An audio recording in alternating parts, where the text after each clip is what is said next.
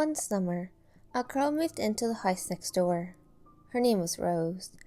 She lived with her mother and they were quite poor. Her father had abandoned them years before. She was new in town and found it hard to adjust. Although we both came from different backgrounds, she and I got to be friends. We were not very close friends, but I often visited her house and we would talk. The moment I laid eyes on her, I knew she was the perfect girl for me. Unfortunately, she didn't feel the same way.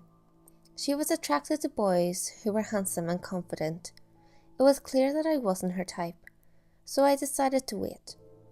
She didn't have any friends of her own to talk to, so she confided in me. Mostly, she would complain about her life, telling me how her mother hit her, how the girls in her class were mean and excluded her. She also told me about a boy she had a crush on. He was very popular with the girls in school. As she talked about her problems, I just sat there and listened. One day, Rose stopped coming to school. As it turned out, it was because she was being bullied. She told me that one of the popular girls in school had found out she had a crush on her boyfriend. The popular girl and her friends would bully her every time they saw her. She said they even spread vile rumours about her to the other classmates, and they were making her life a living nightmare. I just kept quiet and listened as she vented her problems. Her behaviour began to change after she entered junior high school. She stayed out until all hours of the night and began to smoke cigarettes and drink alcohol. I heard rumours that she was doing drugs too. She fell in with a bad crowd and was even arrested by the police once. Her home life grew even worse and she would frequently quarrel with her mother in the middle of the night. All of the girls in school hated her. Someone spread graffiti all over her house, calling her horrible names and saying disgusting things about her. Someone even killed her pet cat and stuffed it through her letterbox. Eventually, Rose dropped out of high school. She became withdrawn and locked herself in her bedroom. She stopped speaking to her mother and went for days without leaving her room. She rarely came out to eat. She looked pale, sickly, and painfully thin. Her mother took to leaving food outside her door. She would only come out when she needed to use the toilet or in the middle of the night when her mother was asleep. It was a miserable life. I went to see her for the first time in a long time. She refused to come out to see me, and even though I yelled through the keyhole, she refused to answer. Her mother gave me a bowl of soup to take upstairs to her. I caught a glimpse of her when she opened the door to take it. She was pale, drawn, haggard and emaciated. She looked like a wet rag that had been wrung out. I went to see her every day. After a while, Rose began talking to me through the door. She told me how she was constantly fighting with her mother, and all her old friends had forgotten about her. She told me how she had fallen in with a bad crowd and went out with them at night, stealing, doing drugs, and getting into trouble. She told me she was caught stealing by the police and she had a criminal record. She told me how her mother tried to help her at first, but when she wouldn't listen, her mother flew into a rage and beat her. Her life had become unbearable. She wanted to die, and she told me she had tried to commit suicide many times by slitting her wrist. Just like the old days, she continued to talk on, and I just listened. Whenever she asked for my opinion, I just shrugged or made some incoherent remark. As time went by, Rose's mood gradually began to brighten. She even decided to come out of her room. It seemed like things were getting better, and the future was looking positive. Her mother broke down in tears and thanked me profusely. One day, Rose went up to the roof of an apartment building in the neighbourhood and jumped off. The building wasn't very high, and she landed in the shrubbery. That was probably what saved her life. However, her spinal cord was injured in the fall, and she was paralysed from the neck down. The doctor said she would spend the rest of her life in a wheelchair. When she got out of hospital, I went to see her. She was lying on her bed, unable to move. She apologised to me over and over, and she couldn't stop crying. She said she wished she didn't survive the fall, and told me she was sorry for all the trouble she had caused me and her mother. I tried to soothe her and stop her crying, but it's hard to comfort someone when they are lying down. I embraced her awkwardly. She was weeping so much that her whole body was shaking. She couldn't even wipe away her own tears. As I held her in her arms, I asked her to marry me. She was like, "Really? Are you serious?" Me. Really? She couldn't believe that anyone would want her. I had to propose to her several times before she would believe I really meant it. She cried so hard, her tears ran dry. I tried to reassure her and told her I wanted to marry her because I had always loved her. She was the perfect girl for me. She always had been. Even when she ignored me and didn't return my feelings. Even when she was hanging out with a bad crowd. Even when I had to listen to all her stupid problems. Even when she became so thin and was hiding in her room. Even when I told the popular girl she fancied her boyfriend. Even when I was spreading vile rumours about her to her classmates. Even when I spread graffiti all over her house. Even when I killed her cat and put it through the letterbox of her house. Even now that she is lying there in her bed, small, weak, and unable to move. Even now, I still love her. You see, she is the perfect girl for me. Soon, we will be married.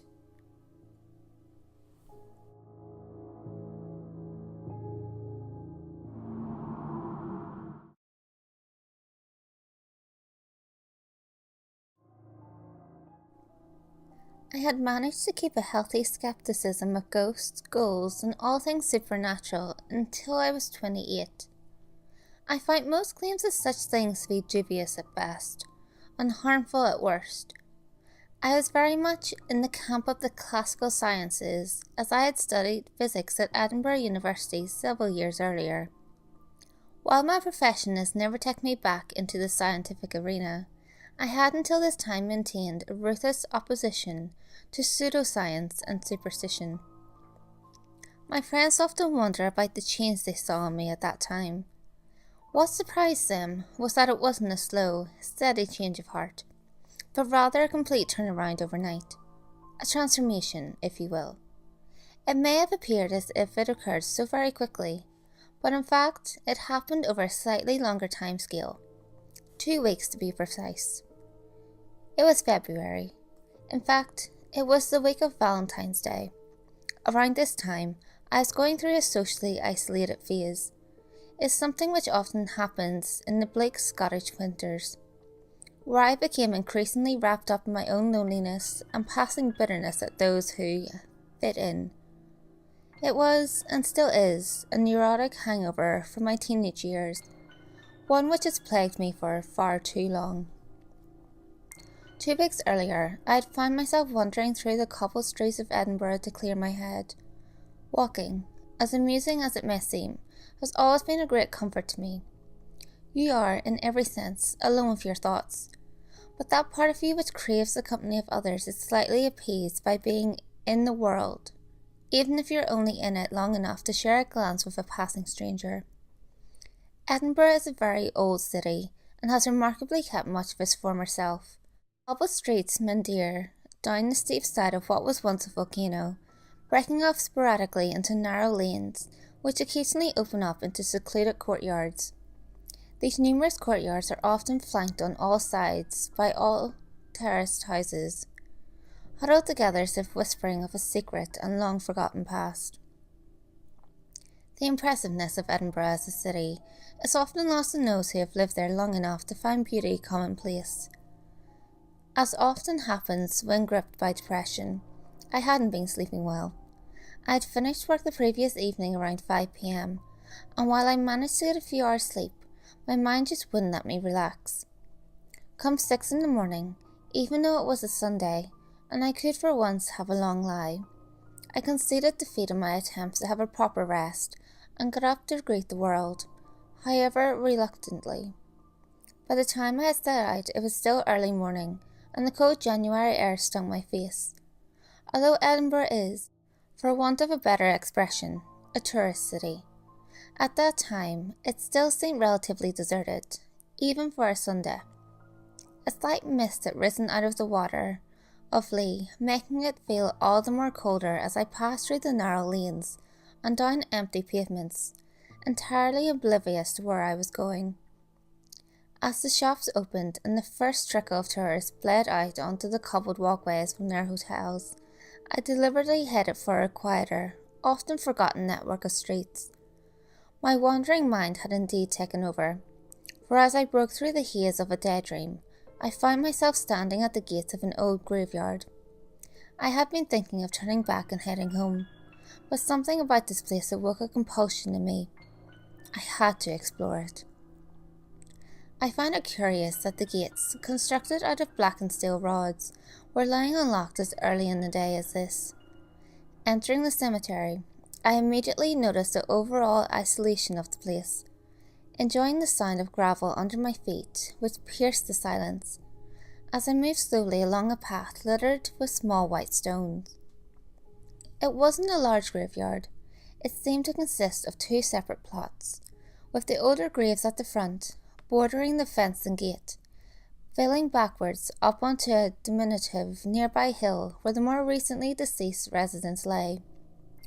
The oldest graves bore the weathered scars of age. I found one which was dated 1776, but the epitaph was illegible. I felt a sadness staring at the headstone, wondering about who it belonged to, and indulgently contemplating about myself as a forgotten or lost soul. Eventually, I moved on, wandering up the hill towards the newer graves. I found myself drawn to a large oak sycamore tree, which loomed over several graves below it, with an almost protective demeanour. I stared at one of the headstones, reading the words, but not registering them, as my mind was engulfed by yet another daydream. The grave stood out somewhat from those around it. The headstone was white in colour, while those which accompanied it were forged out of a deep black marble. Without thinking, I ran my hand over the smooth stone, feeling the occasional mark of the elements upon it. At the foot of the headstone lay a small, insinuous vase. It was made of a brownish metal, copper I assumed, as the surface exhibited small veins which were blue in colour due to its exposure to the weather. As I stood there, something rose up out of my mind, something which bothered me greatly. At first, I did not know what it was, experiencing it merely as a low, growing sense of discomfort. As this feeling of unease reached a crescendo, I suddenly realised what was wrong. The name on the grave was Lisa Main. I knew that name well. Everyone in the local area did. I had known her when I was growing up, as we went to the same school together. She was someone that I watched from afar, full of life and exuberance, while I was shy, reclusive, and reserved. I possessed that intense infatuation and desire for her which only a first love can produce. The words on her headstone came into sharp focus. Age 15.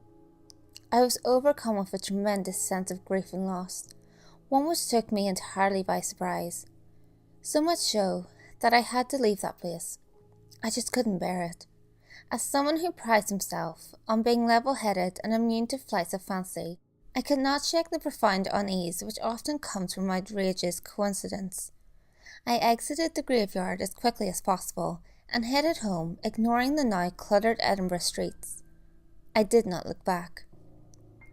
Over the following few days or so, I was preoccupied. I was overworked and having trouble sleeping, but that was not unusual for me. What was unusual were the immovable thoughts and memories of Lisa Main, thoughts which now stayed with me wherever I would go. I had been terribly affected by her death, as we were only 15 years old at the time, but that was over a decade ago, and I had not thought of her for many years. It was as if seeing that gravestone had awoken a sense of loss, a sense of pain which I had managed to bury so far deep inside of me that I had persuaded even myself to forget it. A cacophony of memories now haunted me, beautiful and terrifying. At any one moment I would be exhilarated by the thought of her smile, her hair, her kindness, and at the very next engulfed by despair at the image of her lying under 6 feet of earth, cold and alone, once full of life, now a decaying husk, which had long ago housed that beautiful soul. If I had told anyone of how I felt, they would have called me overly emotional or sentimental. For the fact remained, I barely knew Lisa. Watching her for years across the classroom, I imagined myself talking to her, sharing those intoxicating moments which mean so much to a teenager. The first connection with someone you adore, the first feeling of being loved, the first kiss.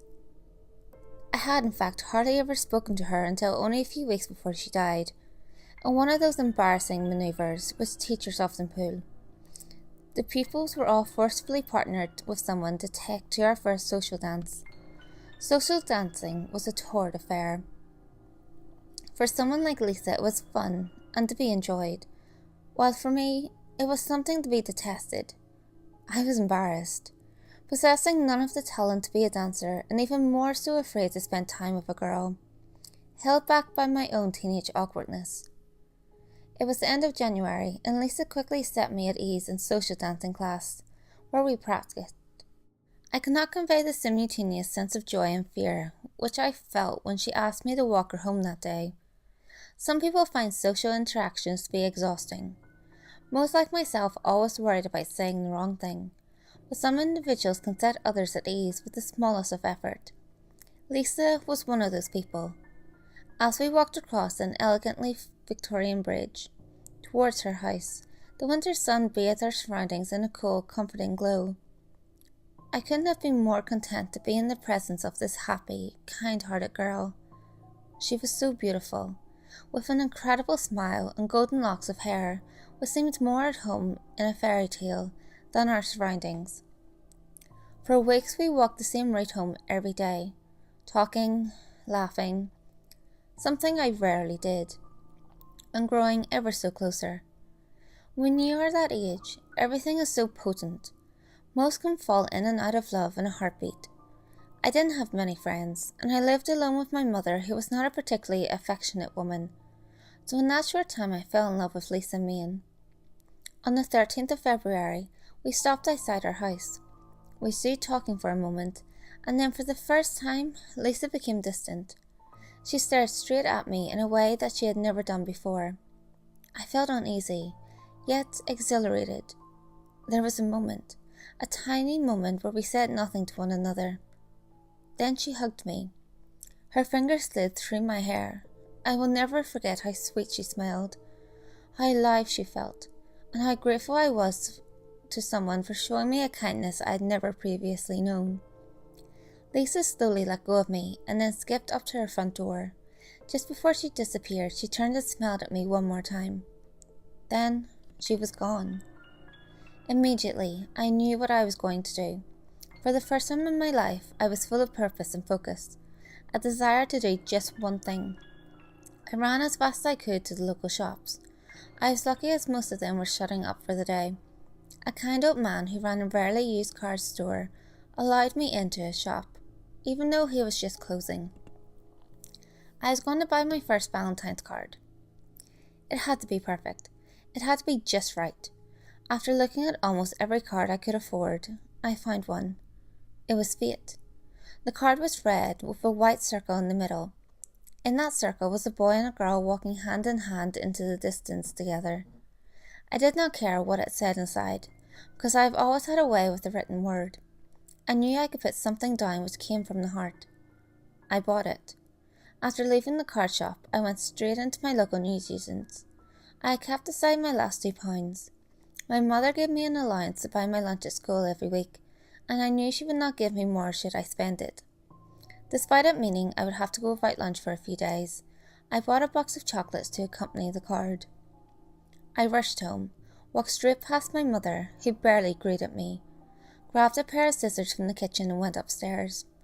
I knew I would get into an unbelievable amount of trouble for it, but I didn't care. I cut a slither of material from the red curtains hanging in my mother's room and tied the makeshift ribbon around the box of chocolates. In my mind, it now looked like a Valentine's gift. I wrote in the card explaining how I felt about Lisa and how much those walks home had meant to me.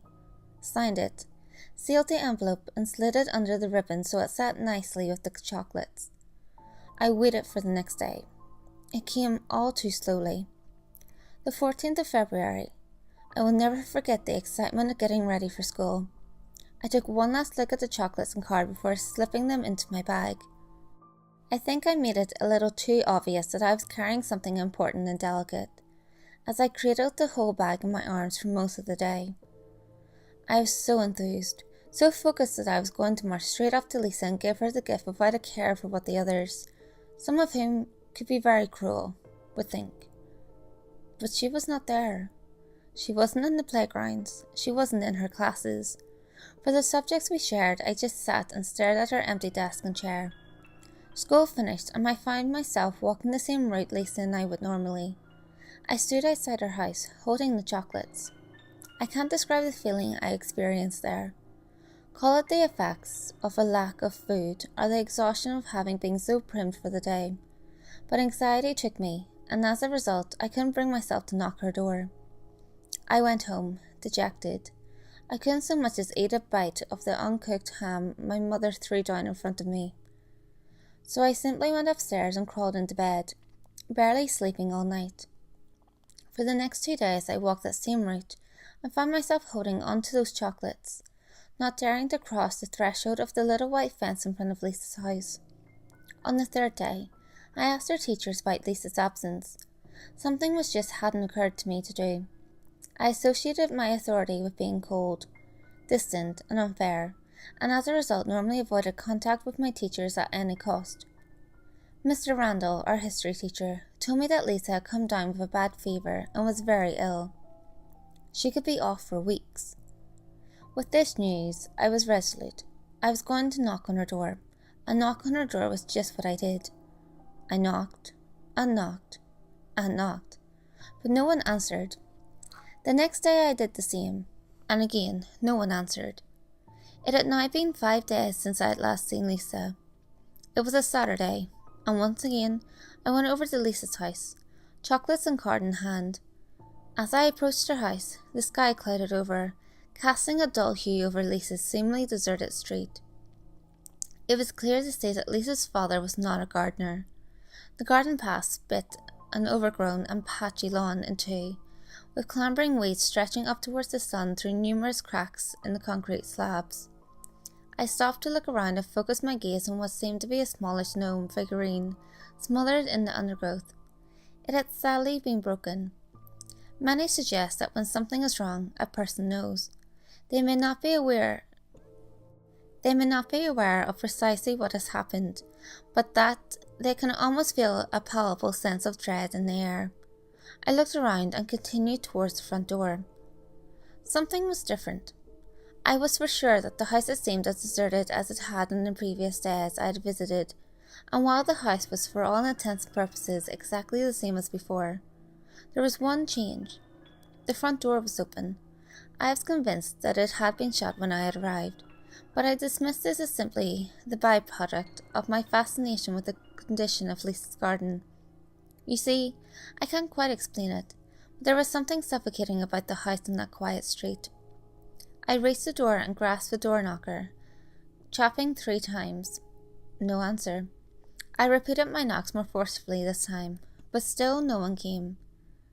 The door was only slightly ajar, and as such, I couldn't really see much of the interior.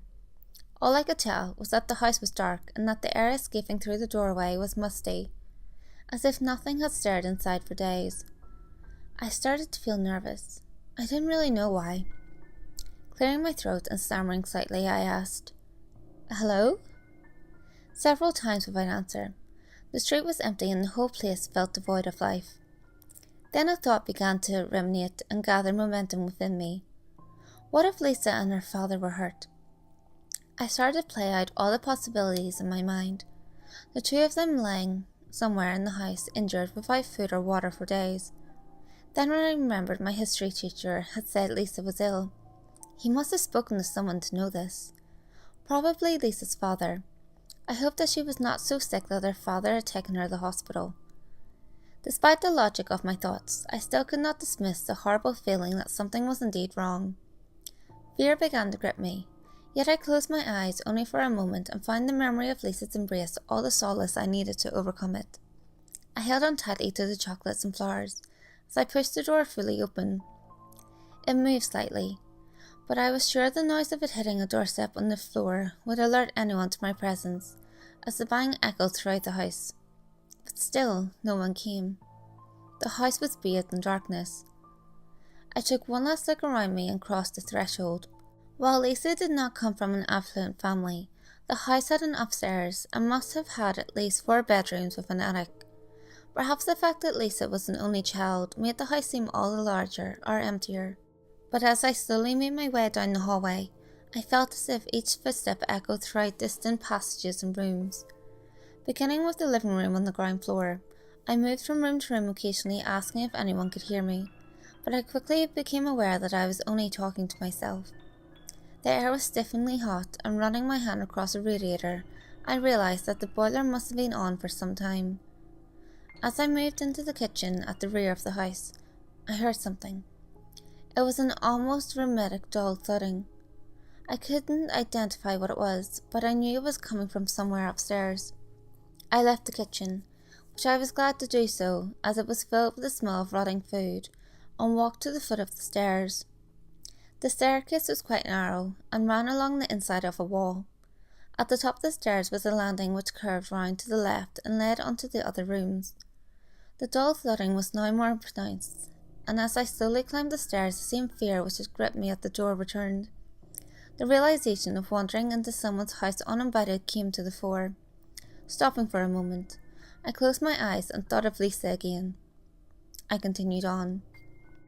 As I reached the top of the stairs, the thudding noise stopped. I shudder now even just thinking of it.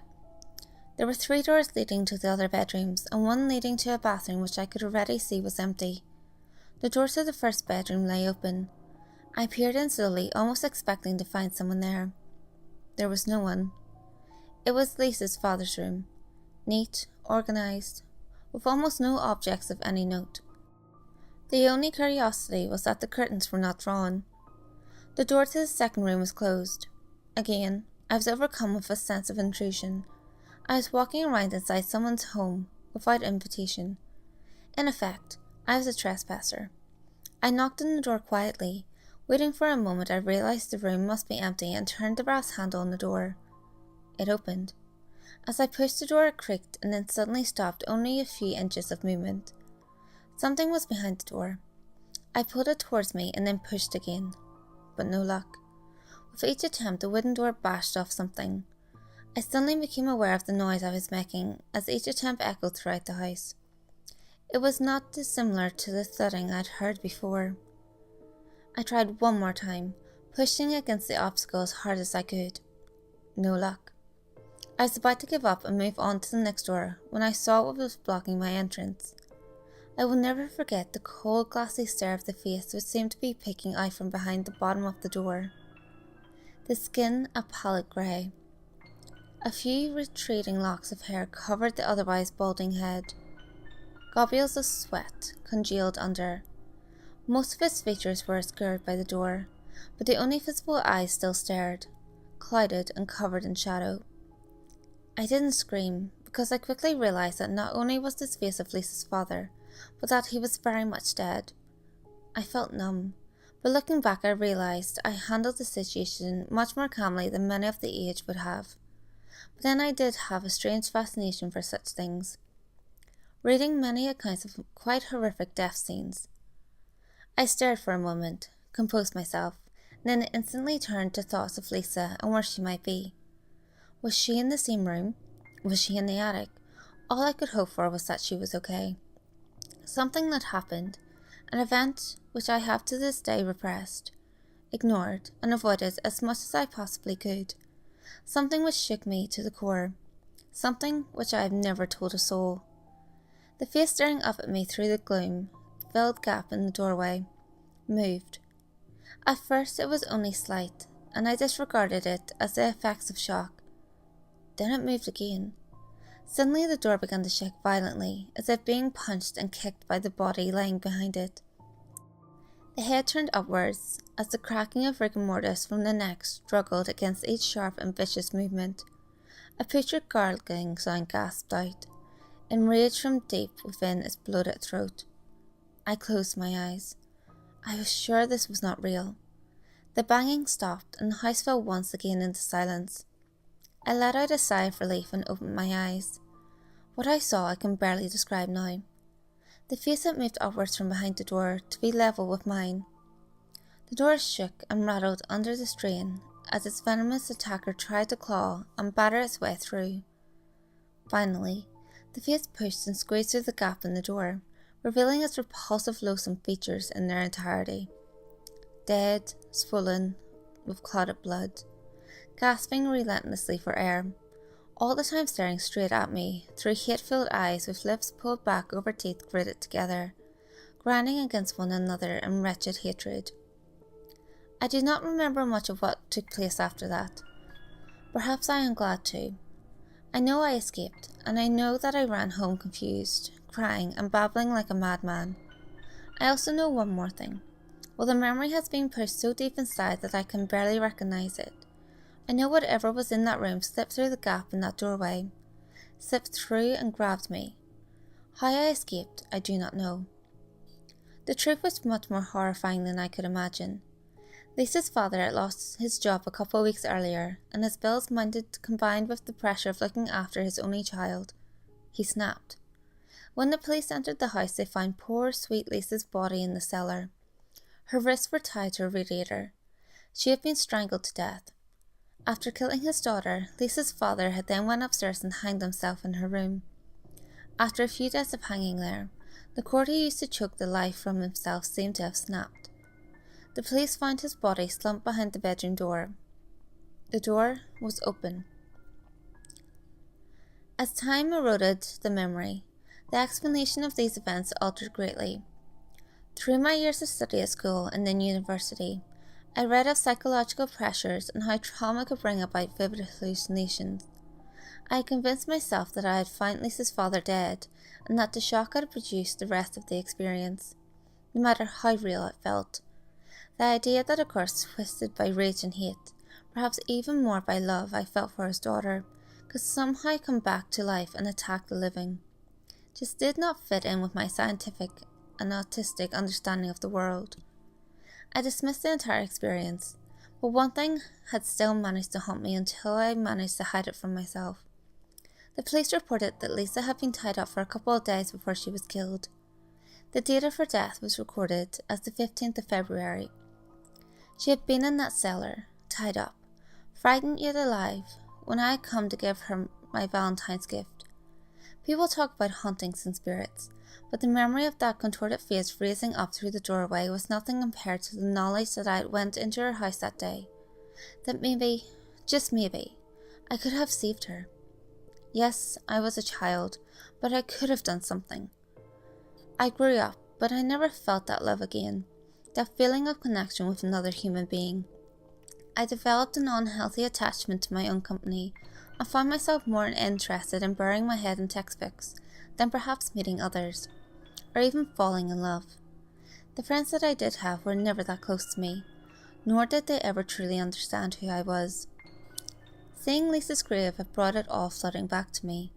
Those stolen moments, that thing in the house, her death. The funny thing is that all of those memories, both traumatic and precious, the one thought which could not leave me was of the Valentine's gift I never gave. While I still hoped that the dead thing in Lisa's house was of my own imagination, and that the world was still very much material, lacking in the spiritual, I still felt the need to ratify this.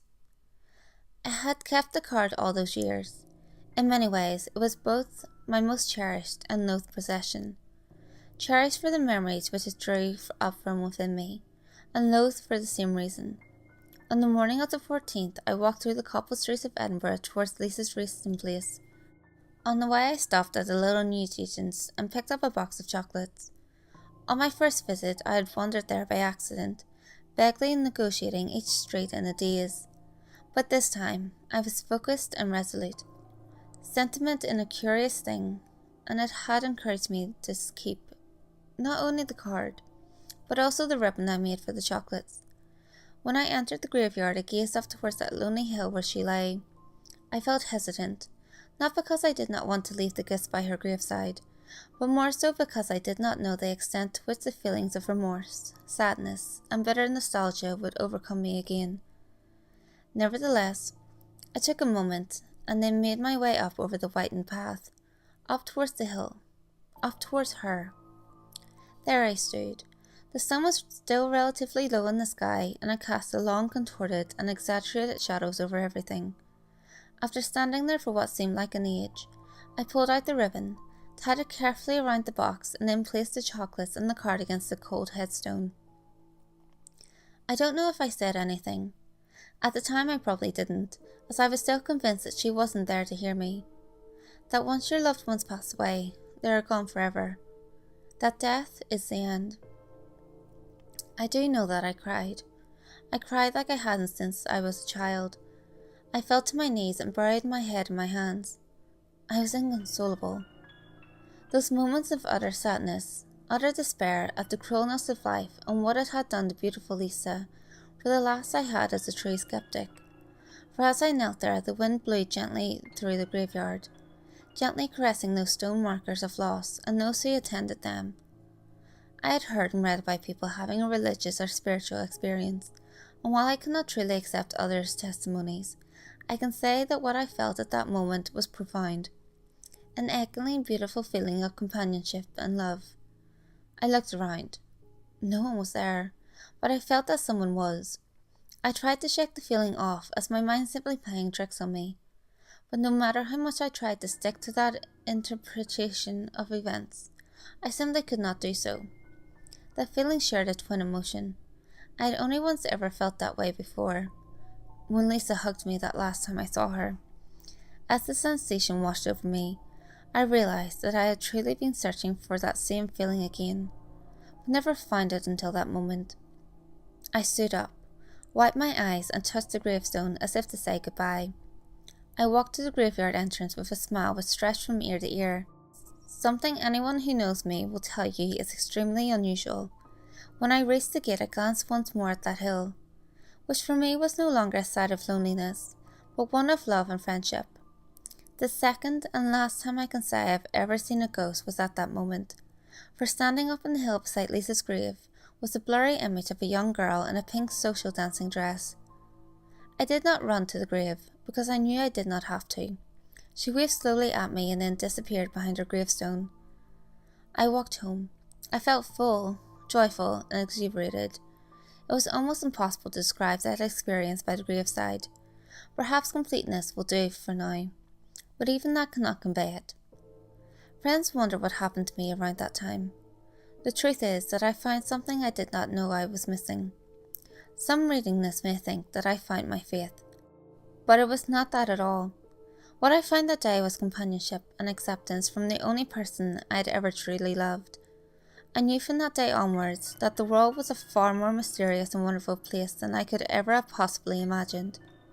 I knew that I would never fear being alone, for when I go wandering through the streets of Edinburgh and find myself on a quiet stretch of road, I smile to myself, knowing that if I listen carefully I can hear the footsteps of Lisa, that girl I loved so dearly when I was a child, walking with me wherever I go.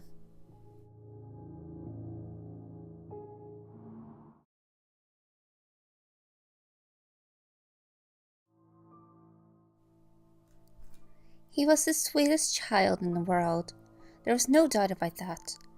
The moment he was born, people gathered around the nursery, pointing at his sleeping form and cooning. What gorgeous hair! What beautiful lips! What adorable chubby cheeks!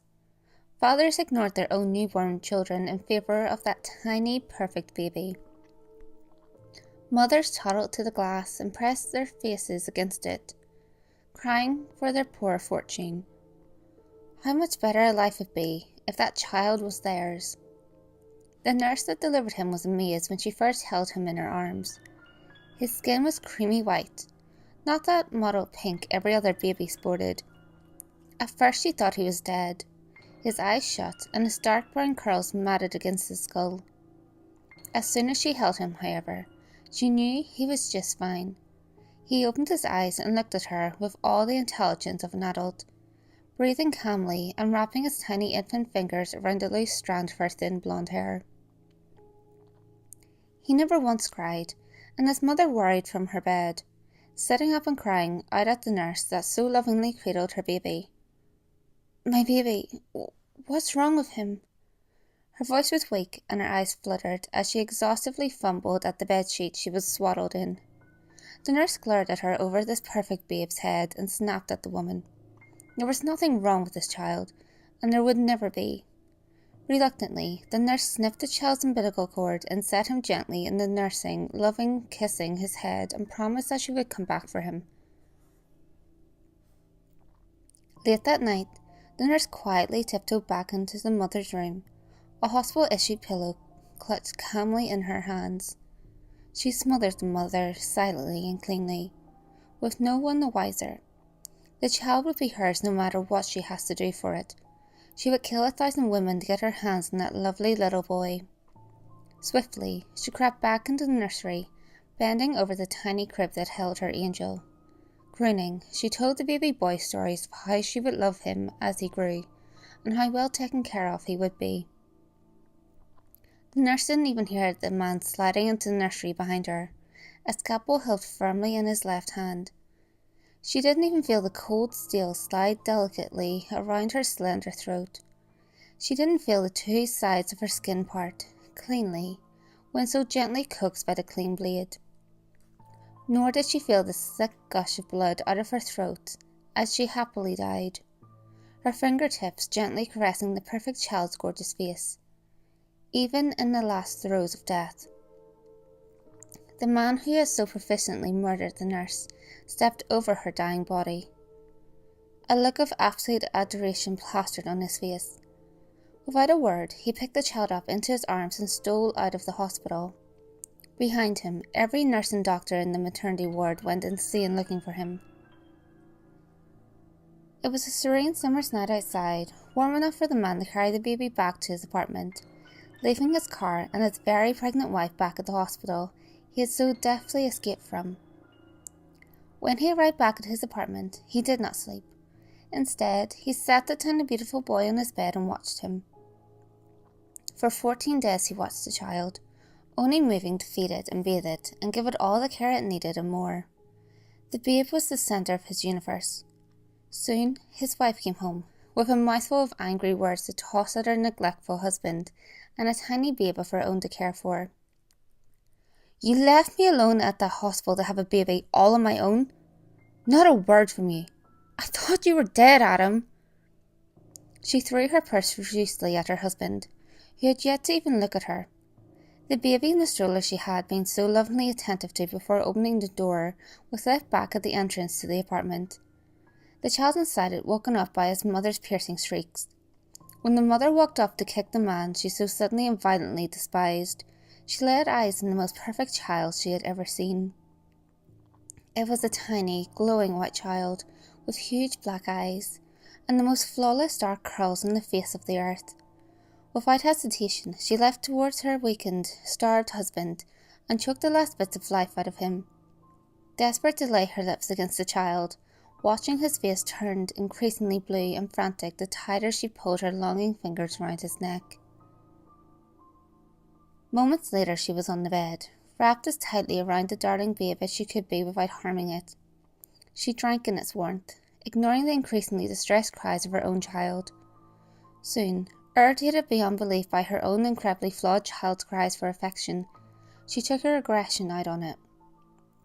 Leaping up from the bed as quickly as she could, not wanting to be away from the vision of beauty sleeping serenely on her bed for too long, she picked her child up with one hand, slamming it fiercely against the wall of the apartment until his head was a mess of blood and bone and brain bubbling out, dirtying her hands. The police came knocking on the apartment door not too much longer, terrified by the vicious noise in the apartment beside them. The family next door had dialed 911, reporting domestic abuse.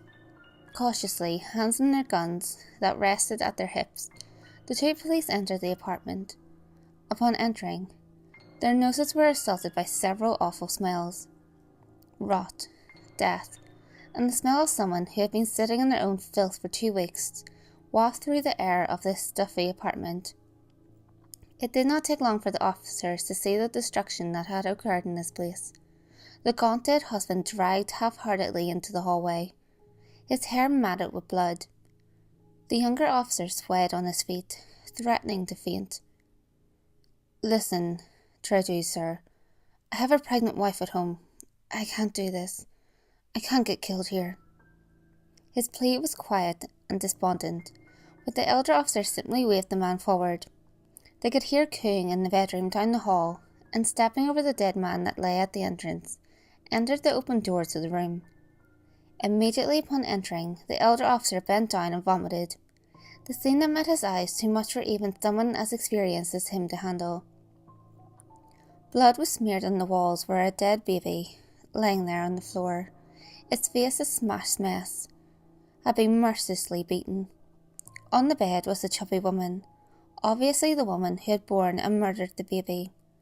Cradled in her arms, pressed firmly against the swollen breast, was a naked, rotten baby, its skin blue and its mouth muffed up with death. She was whispering to it so sweetly, the most contented look on her face. The younger officer, however, was calm. It was clear what he must do. That woman held an angel, and he wanted it. Such a perfect child had never existed. The decision was easy to make. Pulling out his gun quickly, he shot the woman once in the head, delighting in the explosion of gorgeous crimson that found out behind her. The younger man's companion turned, a look of confusion on his face. Immediately, he was met with 2 bullets to the left eye. Smiling, the younger man watched his friend slide back against the already bloodied wall behind him. That baby would be his, and no one would stop him from taking it now.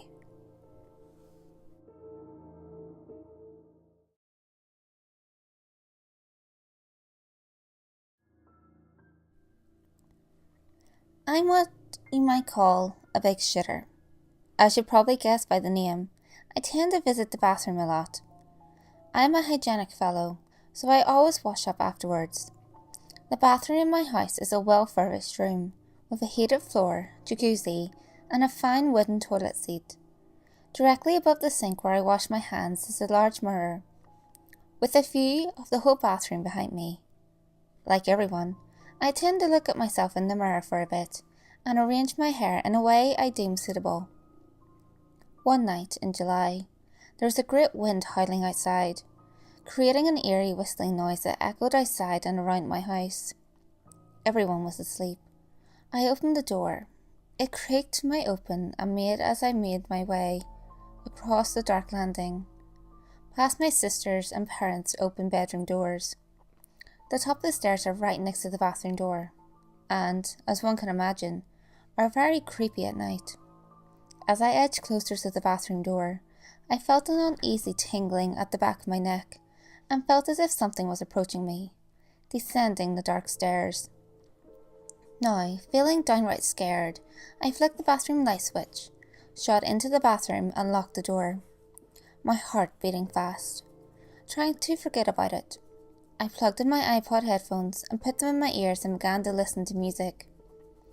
Near the end of my offloading, the toilet roll on the rack ran out. There is a cupboard where we keep spare toilet roll and towels right beside the door, so I unlocked the door and opened it slightly and reached out. As I grabbed the packet in the outreached hands, my eyes darted to the staircase. The uneasy feeling that I had experienced at the bathroom door returned to me, but grew worse. It was dark already, but something was wrong. Something was out of place. Among the darkness at the top of the stairs, there was a black shadowy mass, a sort of human shape, and it seemed to be staring at me. Almost pissing myself, I closed my eyes and slammed the door shut again. I finished wiping, and my entire body was sweaty and shaking. I stood up and went over to the sink to wash my hands. After wiping them clean and dry, I looked up into the mirror. There, in the bath, was a black mass. It was roughly the same shape as the one I had seen on the stairs. Too horrified to turn round, I stood there frozen, not daring to move.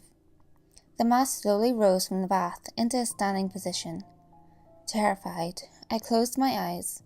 I felt the air temperature drop around me, and felt someone breathing on the back of my neck.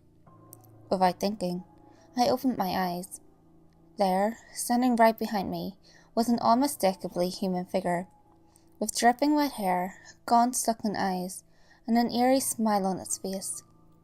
I felt its hands brush against my arm, as if it was feeling me. It opened its mouth to reveal a set of rotten, broken yellow teeth, and out of the darkness of its mouth, a tongue emerged, or what appeared to be left of it. It was long, ripped in parts, and a sickly yellow-green colour. With a malicious grin on its face, it moved its head next to mine, and I could almost feel its tongue against my skin. The smell was unbearable. I wanted to throw up. Without warning, it stuck its tongue straight into my ear. It felt so horrible that nothing could describe it. Everything around me started to go blurry, and I lost all focus. I found myself on the bathroom floor and felt something warm trickling down my head. From the red spatters on the floor, I could tell I was bleeding. From what I could gather, I must have fainted and hit my head on the edge of the toilet seat. It was still night, as I could still see darkness from under the door, so no one yet knew of my injury. I grabbed a tissue paper and wiped my head, not daring to look back in the mirror. I swiftly flushed the chain and sped back across the hallway to my door. Now, my bedroom door is really hard to open from the outside, as the handle is really stiff. Because of this, I never closed it from the outside. When I got to my door, I realised to my horror that it was closed. Then I got this feeling again. The stairs were creaking, as if someone was walking up them slowly. I turned around and saw the figure again. Now panicking with fear, I desperately scrambled to open my door, but my hands were too sweaty and shaky to open them. The figure was on the landing now, approaching me. I could hear it making a heavy breathing noise that seemed to get faster and faster as it got closer to me. Suddenly, my hand slipped on the handle and opened the door, so I ran inside and hid under my covers for the remainder of the night. I refused to use the bathroom at all after that incident, and rarely left my room. My family tried to talk to me about it, but I refused to divulge the events of the past night. Eventually, due to my lack of eating and using the bathroom, I picked up an illness and was admitted to hospital for treatment. I was placed with a bunch of other people, all who were sleeping in their beds. One patient, however, caught my eye. They had long hair that looked damp and bedraggled, and gaunt sunken eyes. It turned its head and looked at me, putting on an evil smile. Remembering the events of the bathroom, I pulled my cover over my head and tried to sleep. I slept badly that night, but nevertheless, I finally managed to drift to sleep. The next morning, when the nurse was bringing me my breakfast, I asked her who the patient in the bed was that had been looking at me. The nurse gave me a puzzled look and told me that there had been no one in that bed, and people tended to avoid it. When I asked her why, she told me that the last person to occupy that bed had been involved in an unfortunate accident in the ward bathroom, and had drowned in the bath. Realising that the figure I had seen in my house and the one in the hospital were the same, my throat sunk. Was I really seeing a dead person? And what did it want with me? After not visiting the bathroom for such a long time, I really had to go. I walked down the empty, dark hallway at the end of the ward to the bathroom, and went in. There was the bath that figure had drowned in, right next to the toilet. I felt very uneasy as I sat down and did my business, and breathed a sigh of relief when I had finished wiping. I went over to the sink to wash my hands as usual, and glanced into the mirror. The bath seemed to be filling with water, even though the taps were clearly off. I froze on the spot. A dark mass was forming in the bath, and an otherworldly gargling noise was emitting around the room. Suddenly something big and black emerged from the water, splashing water everywhere, including over me. While wiping the water from my eyes, I saw the very same figure that I had witnessed twice before, now standing before me. It climbed out of the bath and approached me. Not wanting to stay in there anymore, I ran, pants still around my ankles, straight through the figure, out of the bathroom, down the hallway past shocked members of staff, and back to the ward. I went home a week later, still badly shaken. My parents had thrown a welcome home party for me, hoping it would cheer me up. The party went well, though I still didn't feel exactly happy. While meeting and thanking the guests at the end of the party, I felt an odd sensation, as if someone was breathing down my neck. I turned round, and right on my face was that unforgettable face.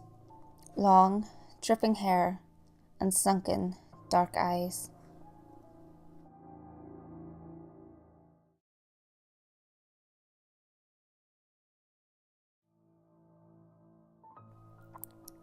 You're sitting on your sofa.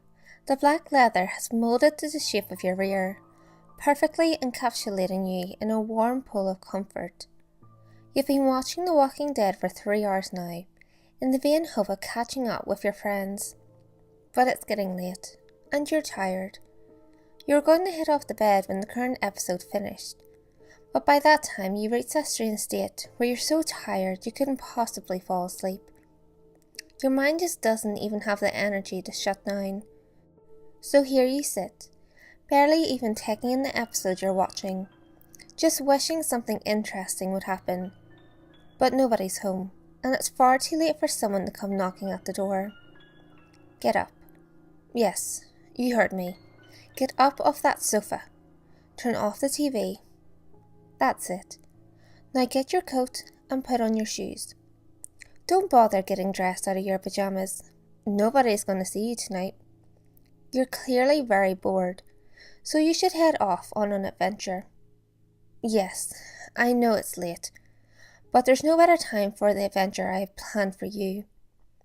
I'll lock the door and leave the keys in the house. I know, some could come rob your house, but trust me, if you make it back from this, you're not going to want to go fumbling around with keys.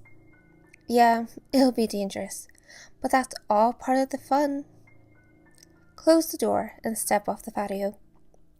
Now, head down the road east. What? You don't know which way is east? Haven't you ever seen when the sun rises and sets? You remember the way to the river, right? Down by the park? Yeah, you go down there to hang out with your friends along the west bank. Well, that's where you're going. Gosh, what are they teaching you kids these days? You don't even know which direction you're going. Your footsteps echo off the asphalt, like the house around you make up the walls of a dark cavern, with stalactites of streetlight dripping down from above. Without them, the darkness would be suffocating. You take shelter in the silky golden light, making sure not to let your body fall outside of it for more than a moment before moving to the next zone of illumination. The houses are all dark, as if abandoned, or perhaps those within use of darkness to hide and observe, amused at your futile efforts to evade the detection of the horrors that lurk where the light dare not touch. Here you are, a break in the warm glow of the roads, the park. It is an immense field of inky blackness. Not even the moon shines upon it this night. Isn't it just picturesque? Now, go on. Just cut straight across the field to the river, past the playground, continue down to the bank. Now that you're at the bank, you want to head left. There it is. See? The big old sewage pipe. You've seen it before, and its rusty grate always seems easy enough to pull off. You and your friends have never been foolish enough to try it though. A smart move on your part. Well, now's your chance to see what's in there. Just pull that dirty thing off. You were right about how easy it was. It just falls right off with a little effort. Now, toss it aside and climb into the pipe. Someone else will come and replace it. Don't worry. No sewage has flown down here in a decade or two, but your footsteps might stir up a bit of stench. It's dark in the pipe. You can't even see the nose on your face, like your eyes have been covered by a thick dark veil. You can feel your way around, but it isn't pleasant. The sides of the pipe are completely rusted and crumple at your touch. Now, you'll need to listen to me and move quickly. You're not alone in there. You're looking for an opening in the ceiling. A hole torn through the floor and into the pipes. By who, you ask? Well, by the one in there with you now. He can't hear, and sight is useless in a place like this, but he can smell. In fact, he can smell just about as good as a bloodhound. He sniffs around in those pipes, searching for another lost soul to wander into them. But none have been down there in a while, and he's getting very, very hungry. Right, sorry. I should hurry you along. So, follow my directions and turn exactly when I tell you to turn. No later, no earlier. Failing to obey me will result in you smacking into a wall and cutting this whole adventure short. Now run. I know it's cramped, but run as fast as you can. Don't bother feeling around, it'll only slow you down. Keep going straight. A little to the left. You're mendaring. You can hear him now, can't you? The heavy panting, the relentless stomping of feet.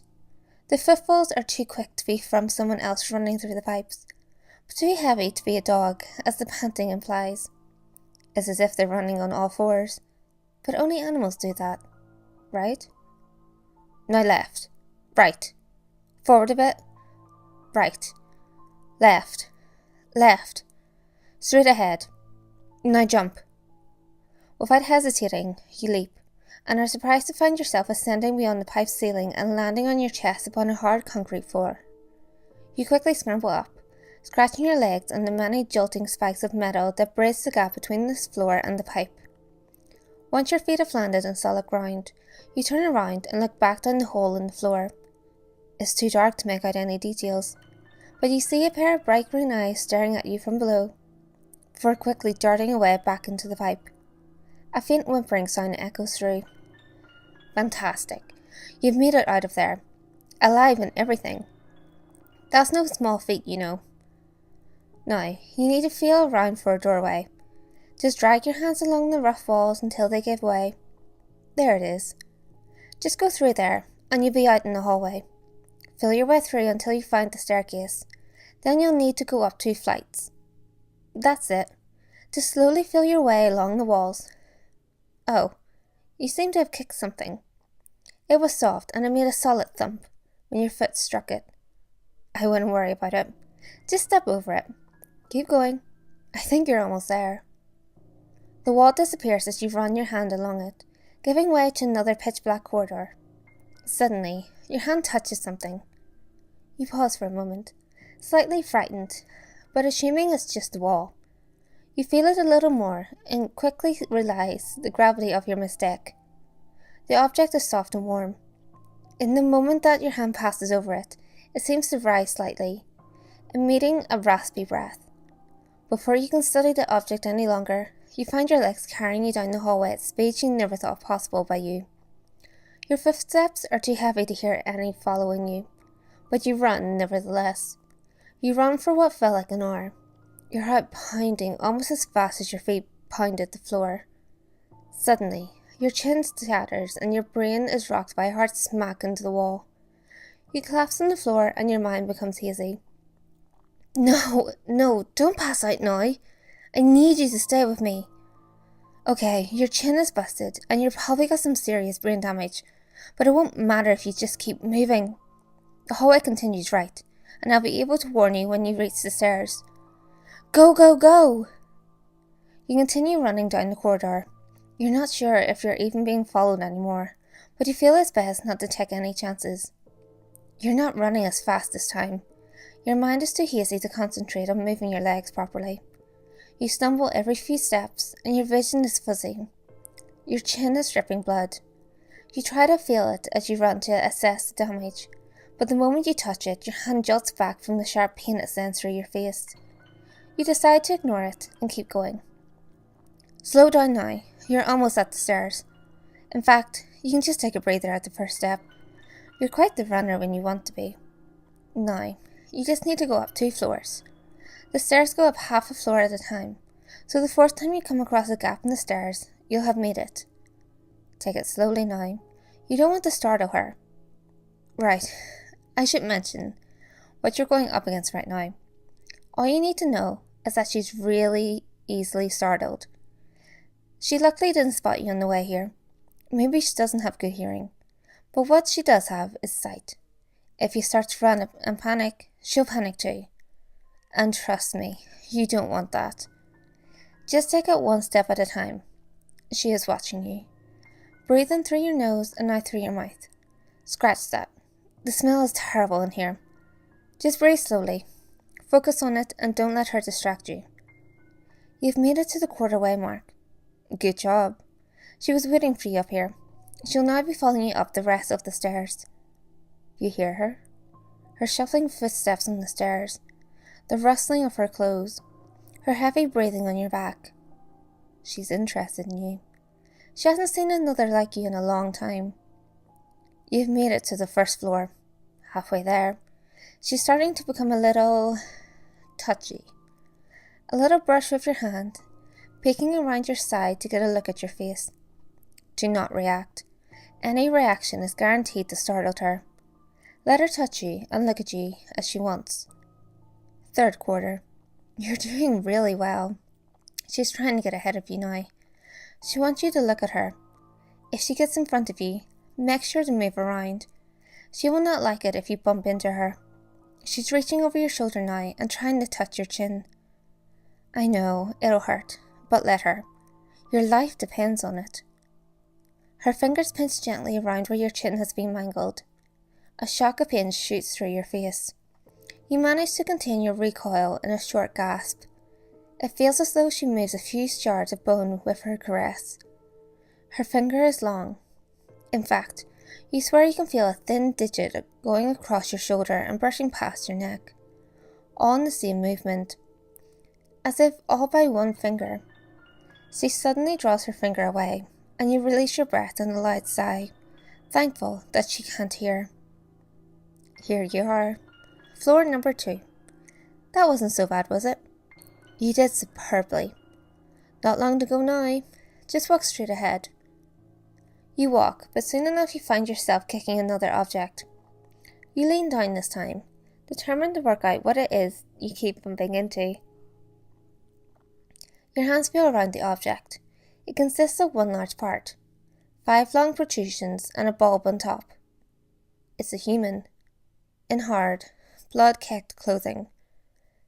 What's more is the chest cavity seems to be, well, a cavity. There's no skin, no ribs, no flesh, not even organs. Same with the skull. The face is all there, but the top has been torn off and the brain removed. It all seems to have been cleaned out, but your hands are dry. Whatever happened to this person must have happened a long time ago. Your hands start to shake, but you take a deep breath and compose yourself. You continue down the corridor. Keep going, you're almost there. It'll all be worth it. I promise. A few more steps and you bump into another body. Feeling around it reveals that this one suffered the same fate. Don't worry, it's okay. It'll all be okay. You almost trip over another corpse, and another, and another. They seem to litter the ground like a swarm of flies after being hit by bug spray. You're almost there. Keep going. You start to realize just how quiet it is in here, and if there's not a single living soul around, just you and your footsteps upon the cold cement ground. Where are you, anyway? Don't worry about that. Come here. Come here. You slow down a little, eventually coming to a stop as the pain in your head rises. You press your fingers on your temples and wince. Was that there before? You suppose it was, but you just never thought about it. You often get a headache from staring at screens for too long, but it doesn't usually last for such an extended period of time, and it's never this searing. But keep going, you're almost there. I can smell you. You continue, still grimacing from the pain. You come across other corpse. You tentatively step over it, but find yourself stepping inside the open chest of another dead body. You almost wrench at the sound of the flesh squishing under your shoe, but you let your foot rest inside it and step over it with your other foot, only to find yourself stepping into yet another body. You groan, trying to contain your dinner. Another step and you're finally clear of the dead. You find it odd, though, how many there are in one spot. But you're here now. I can see you. Just to your right is an open doorway. Go there and search the ground for the body of the warden. You find him. Good. Now feel around his belt and unhook the flashlight. There, now flick it on and have a look around. You push the switch on the side of the torch. The light is blinding for a few moments, but your eyes soon adjust and you look around. The corridor you came from has bodies scattered across the ground, all of their organs removed, and the inside of their chest and cranium on display. There's a girl at the end of the hallway. Her fingers are long and curled up on the ground. They're tentacles. you realise. Then you remember who she is, and your heart skips a beat. But she just stands there. She has no hair, and her skin has a grey, cracked texture. She stares directly at you from her sunken eyes. They look so sad. In fact, there were small tears rolling down her face. She just stood there, arms by her side, crying quietly, with her tentacled fingers limp on the floor. Along the walls are doors and long windows. The doors were solid and metal, with a faint turquoise paint, and nameplates near the top. Alicia Brown, Harry Dunlop, Simon Mattias, and many other names too far away to read. Below each one was a strip of colour with black, bold writing on them. They ranged from safe to dangerous upon green and yellow, respectively. You turn to the door you were standing beside. As you turn, you see the large amount of bodies gathered around it, all with their delicious organs scooped out. Some even piled on top of others to save space. The door is open, held there by the corpse of the warden that first made the mistake of opening my door. His body was in the same state as all the others. Written on the door was my name, Jack Sampson. The strip at the bottom, a bright shade of red, and the word, lethal, written on there in the same bold letters. A title I wear like a badge of honour. Come inside now. Don't be shy. You step over the body and into my cell. You find it surprising how clean it is of victims, save for the dried blood that almost coats all the surfaces in an ugly shade of dark red. I try to keep a clean home, but there are some stains that you just can't get out. You know how it is. Now turn, look at me. You turn to your left to see me in the corner of the room. The first thing that sticks out to you is my massive forelimbs. They are elongated and muscular, with spikes of keratin running along the underside. These limbs are attached to my grossly extended torso, clothed with a specially sewn orange jumpsuit to accompany my extra limbs and body. Dangling from my body are my old, weak human arms and legs, unused for decades since my modification. I have 4 large, insectoid legs on the lower parts of my abdomen that I use instead of my human ones, but the most striking feature of me is my massive cranium. It is many times the size of a human. I have open orifices where my temples should be. 2 fleshy mandibles flip out from my disjointed jaw. I start to move towards you, my forelegs carrying me across the room. I rise up and bear the spikes in my arms. You do not move, but stare unflinchingly at my large compound eyes. The pain in your head is at an unbearable level, like your brain is screeching in abject horror and frustration at its inability to control you. It wants to leave. It wants to leave and never come back. But I don't let it. You're mine now. You did a great job delivering yourself to me. Now stand still. I tilt my body and reach out with my forelimbs, the spikes driving into your back and your front. I lift you up to my face and begin to tear apart your chest with my mandibles. They drive into you, crushing bone and ripping it out. Finally, your succulent organs are exposed. I dig into them ravenously. You are forced to look on as your body is devoured. Your brain is screeching for help, but no others will come, for I am the only one that can hear it. The sound is satisfying, the sound of a job well done, and a prey well captured. I suck up the last of your intestines. You feel the tug in your throat before it finally tears and you are left hollow, yet still alive. I turn you over so we are face to face. Your expression is blank, but your mind is in a constant agonized scream. Blood and drool is pouring down my chin and dripping onto the floor, landing in sickening heavy drips. My mandibles are tipped with huge, sharp, blood-soaked teeth. The openings in my temples quiver as I speak, each word amplifying the pain in your head. My blue compound eyes are bulbous and go all the way up my head, getting larger at the top. The dark pupils stare at you with a hungry glare. I'm excited for the last course. I drag my tongue around my lips and over my mandibles, savouring the last scrapes of your internal organs.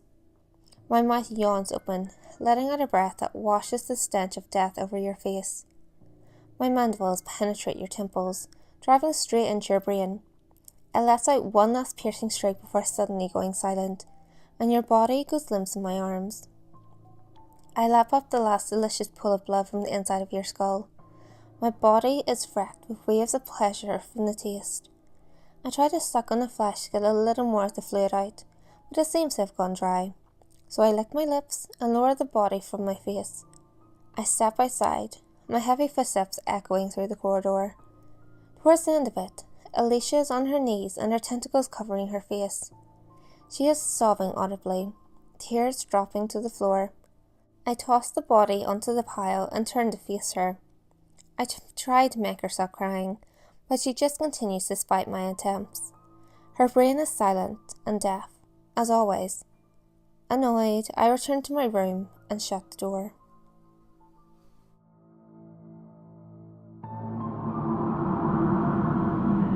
Hey guys, if you enjoyed this video, give it a thumbs up and share it with your friends. You can also leave a comment below. All feedback, good or otherwise, is always appreciated. If you have any creepy stories of your own, or have any topics that you would like me to cover, feel free to send them in via any of my social media. You can find all links to my social media in the description below. Until next time guys, make sure you lock your doors, stay safe, and I'll see you next video.